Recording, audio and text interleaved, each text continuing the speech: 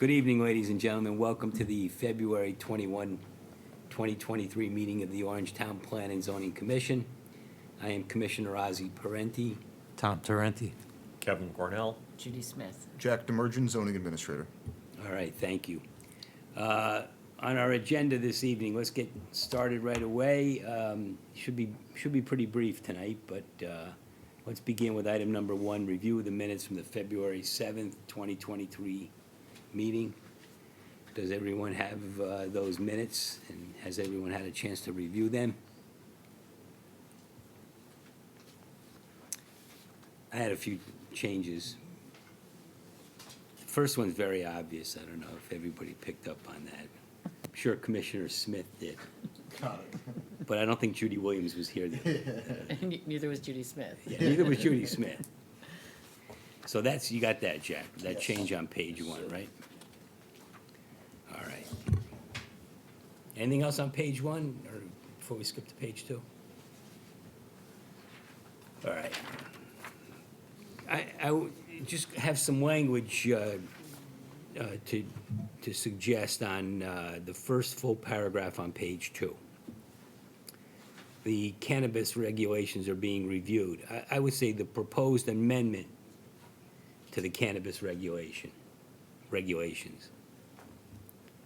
Oh, got it, yep.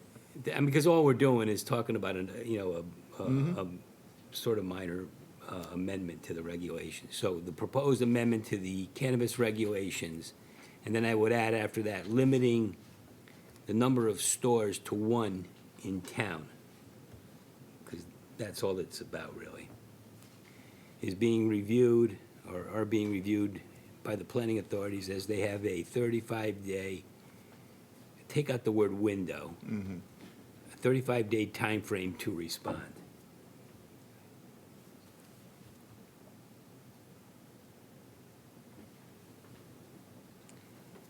And then the third full paragraph on that page, the winery on Derby Avenue is setting a date for a hearing for additional outdoor dining. I would say a hearing on their appeal of the Town Planning and Zoning Commission decision regarding additional outdoor dining.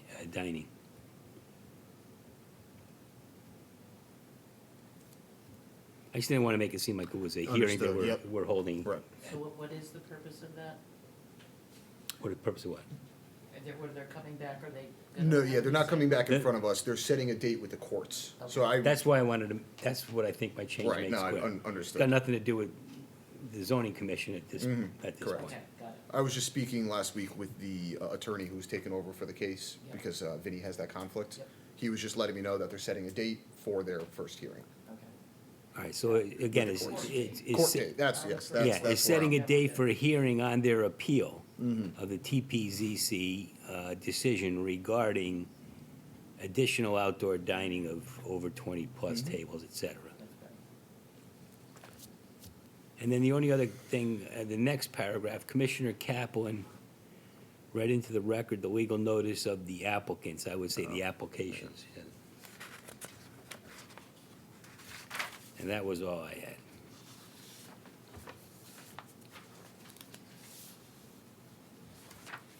Anything else? On page 3, second to last and last paragraph, under voting, Smith should be Tarenti.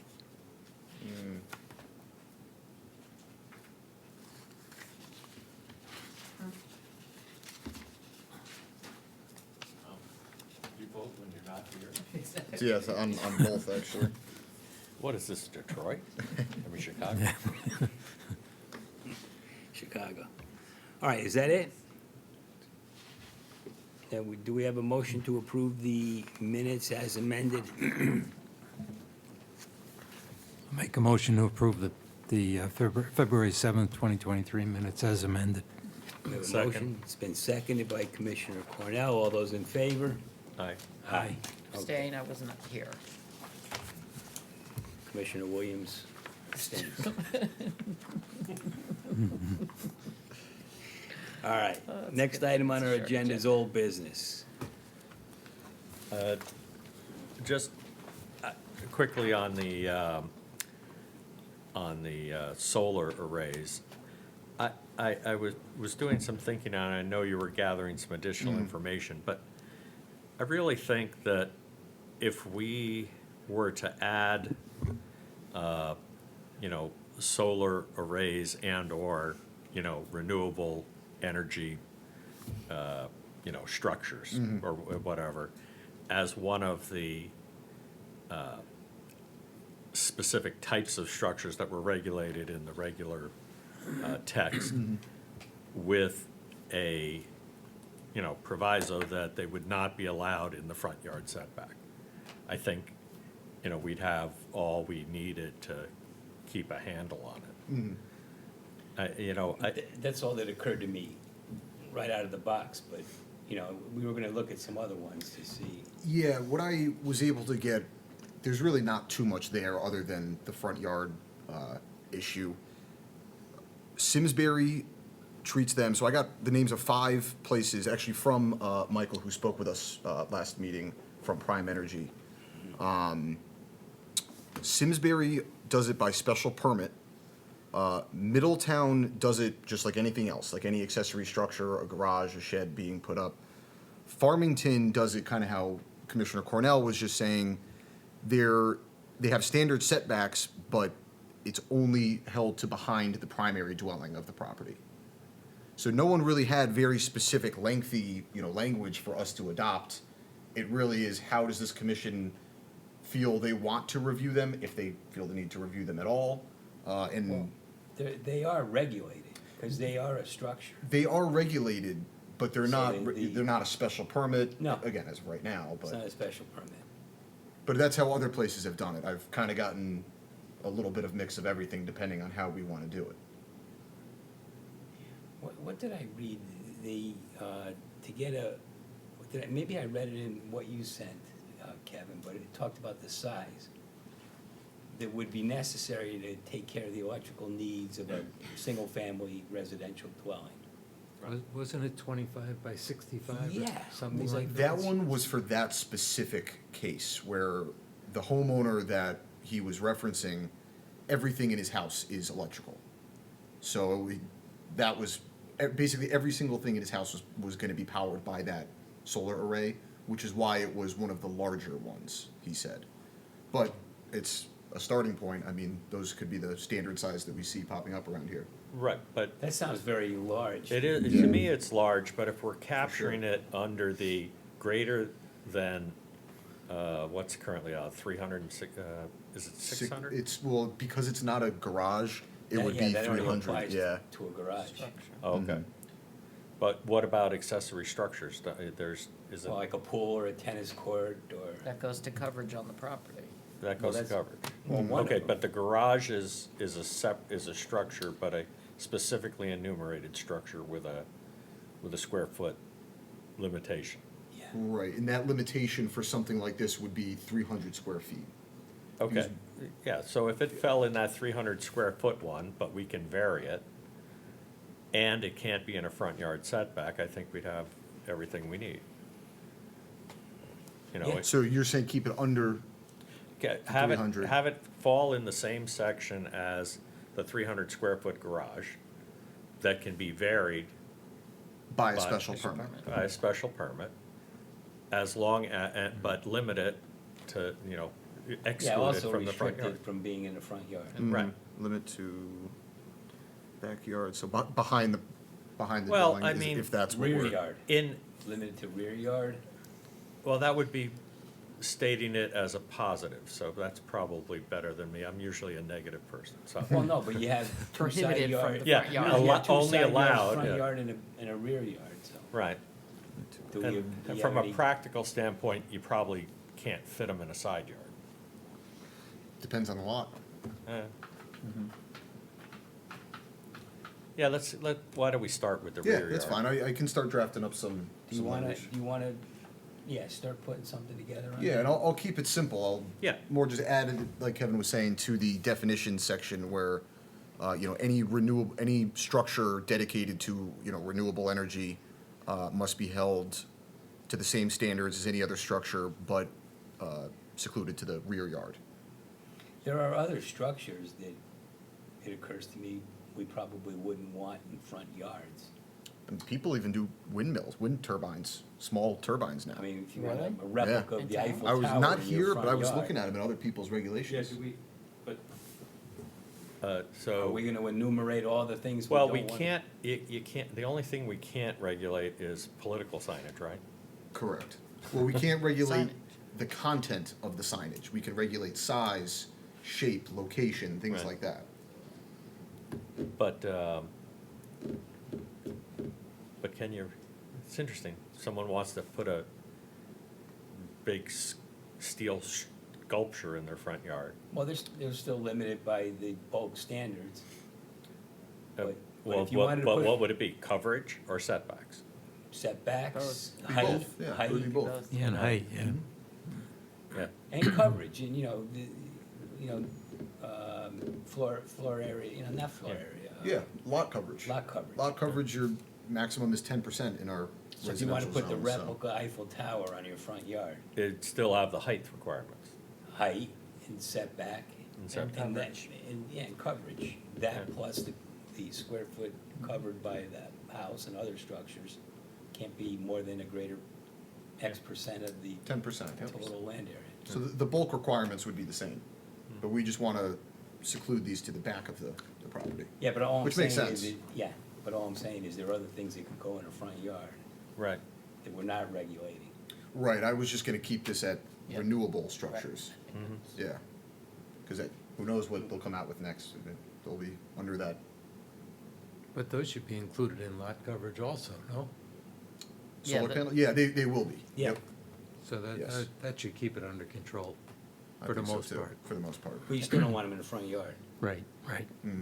So I It think can't that, be in a setback side or rear setback. right, so the setbacks and all bulk standards would remain the same. We're just not allowing them in the Front yard. front. Right, right. Which makes sense to me. I mean, that design you sent, I can think of things that might be a lot worse looking than that in the front yard. I think that, I wouldn't want to sit here and try to identify all those. well, No, it- don't it- give the idea. it's Yeah. clear that we don't regulate ugly in this town. Yeah. Because, you can see, you can see a lot of legal ugly around here. All But right, I don't- well, we have a pretty good idea. I'll start- of yeah, I'll start putting what something I mean, together. I can't think of anything besides keeping it out of the front yard that we're really interested in. Further regulating, Yeah, everything else would pretty much already be covered. All right, anything else under old business? How about new business? Just one quick item, and Jack, I'm sure you're aware of it, but at the February 9th SCROG meeting, the staff recommendation was to approve that text The chemistry, amendment. Yep. Yes, it was. Which we will see at our next, I just put the legal notice in for tomorrow, so at our next meeting, that's where we'll take up that reg change. All right, Good. okay then. Item number 4 is your report, Jack. Yes, we have the reg change. I gave everyone a copy of your new updated zoning material. I apologize, I didn't have any binders to put them in. But those should be the updated versions that you can all bring with you, carry around, do whatever you need to do with. Obviously, everything's online as well, but I know it's kind of easier to have hard copies in front of us.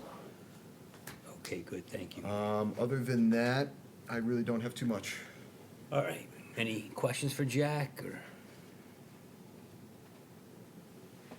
All right, well, let's get on with our public hearing. We have one public hearing, it's, the legal notice was already. read in. Was already read into the record. Hearing is open.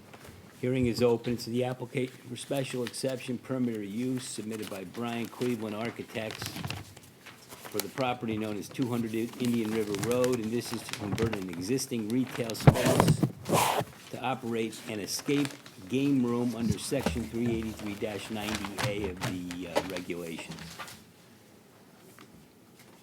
Can you please introduce yourself for the record? Absolutely. Thank you. Apparently, the board doesn't want to cooperate. You could to open the window. You know what works sometimes? Just put it up in a, windowsill. put it on the windowsill. And We'll leave it there for right now. That's all, yeah.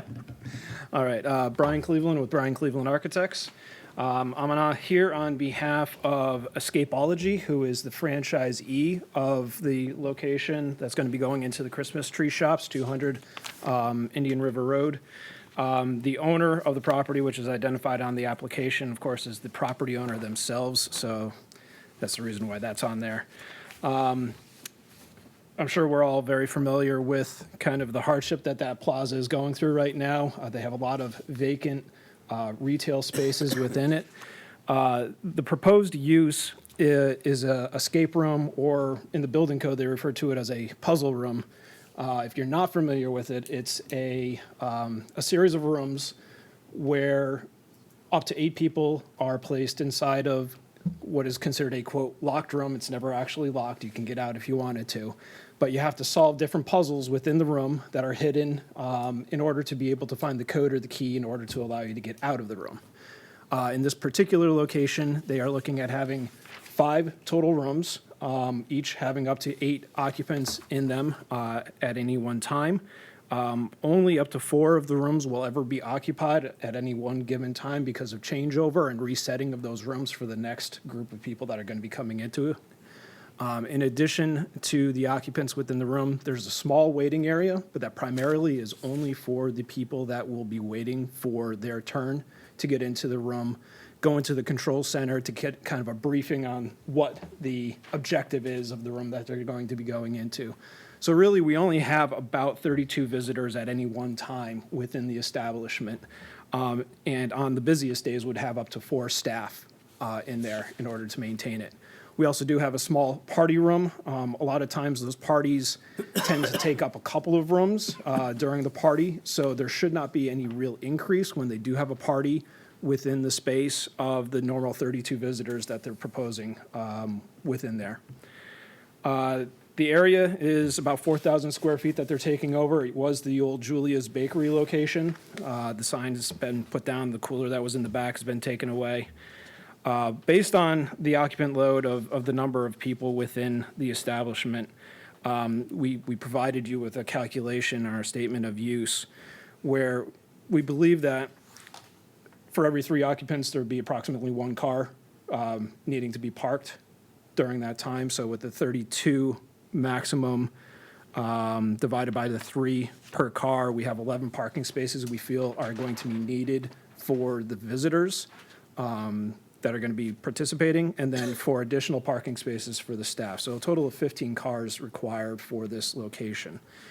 This is consistent with an already established location that they have in Danbury, which they have the same number of rooms. They have a limited amount of parking, and it's working for them in that instance based on this calculation as well. Happenstance, it actually ends up to be coincidental with the 3.75 cars per 1,000 square feet of retail area. That calculation also requires 15 parking spaces, so it's already sized. The site has already been sized based on those parking requirements if you were to analyze it as a retail space. The parking is all joint parking, right? I mean, it's nothing, none of it is earmarked for Correct. any, okay.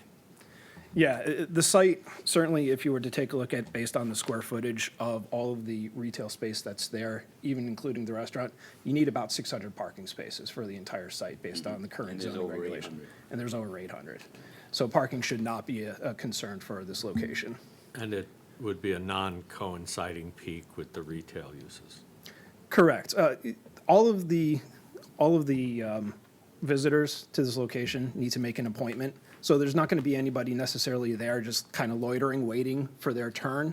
You have to make an appointment. So you're going to show up when your appointment is, and then you're going to leave when you're done with it. Maybe hopefully you go to some of the retail that's in that area too. What will be the hours of operation and how many days a week open? They are going to be open, I believe, 7 days a week. The hours go until 9 p.m. I'm not 100% sure when their opening time is.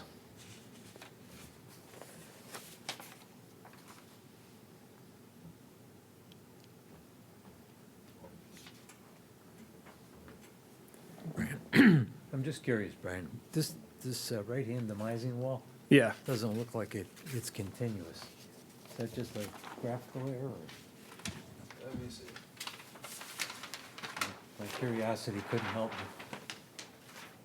So there is a little bit of a jog in the back area here where it's not a double line. And maybe Oh, that's I what see, you okay. graphically there. How about up here? Looks like there's no wall. Yeah, to the front here, so the line that we established here is the inside face of our space. The second line that you're seeing that jogs out here is actually a low wall that's currently inside of the location. They have some plumbing run through that low wall. So graphically, that's what you're seeing. We're Couldn't only help it. showing the inside faces of the demising walls. Okay. Does the fire marshal need to sign off Oh. on this? No, because this is just a change in use. There's no site changes to the property. It's I just mean, the he use. doesn't have to look at the Safety. floor plans or, Well, they will when it moves on to building. oh, all right, Yeah. okay. Yep. Right, Alright. this is kind of the first step. We have not Okay. submitted for a building permit yet, which obviously would have the fire marshal's review as well. But at some point, the fire marshal. He's gonna look at it. Right, but you have to do an egress plan that shows the remoteness of the various exits from each other and the occupancy load. Correct. Fortunately, these locations were designed to have front and rear access to them, so we meet it without much problem. And it's sprinkled.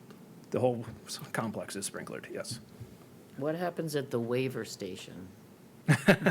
I'm not sure exactly why they need waivers, because it's not particularly vigorous activity that you're doing, but It's not the Axe Lounge. It's across, No, They definitely need The Axe waivers. Lounge is close by. yes. as long as they're not going there first, having a couple of beers and then Bringing coming anything here, I back think they're with gonna them. be okay.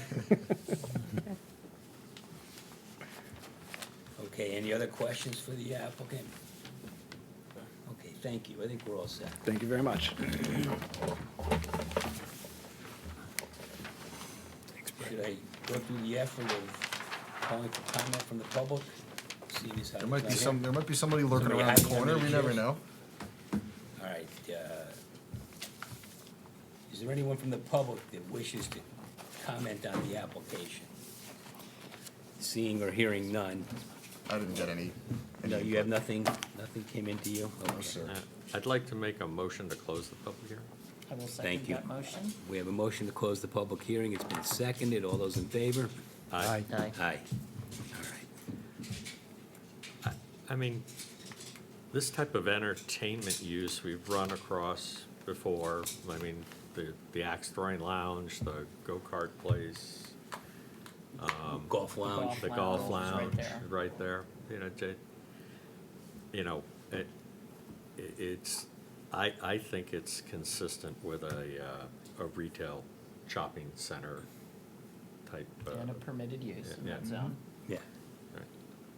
So, Yeah, it's permitted by special exception, right? It isn't Right. permitted as of right, but, yeah, I agree with that. I mean, it's, we always use the word harmonious because it's in the regulations.